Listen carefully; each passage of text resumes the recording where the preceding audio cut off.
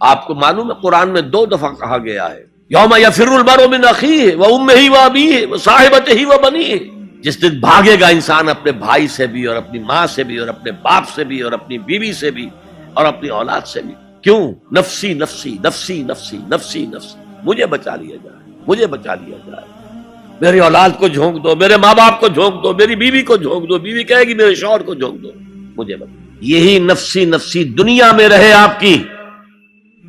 مجھے اپنے آپ کو بچانا ہے سب سے پہلے، اور پھر مجھے اپنے سب سے پہلے آل اولاد کو بچانا ہے. یا ایھا الذین آمنوا قوا انفسکم واہلیکم نارا، اے ایمان والو بچاؤ اپنے آپ کو اور اپنے اہل و عیال کو آگ سے. یہ کام جو ہے آپ کریں اور سمجھ لیں، نہ بیٹا کام آئے گا، نہ جورو کام آئے گی، نہ باپ کام آئے گا، نہ ماں کام آئے گی. تمہارا اپنا عمل، اگر تم اس راستے پر چلے، اپنی ہمت کے مطابق چلتے رہے، تو اللہ تعالیٰ کے عفو و درگزر کے مستحق ہوگے، اور وہی اصل کامیابی ہے. ذالک ھو الفوز العظیم، اصل بڑی کامیابی وہی.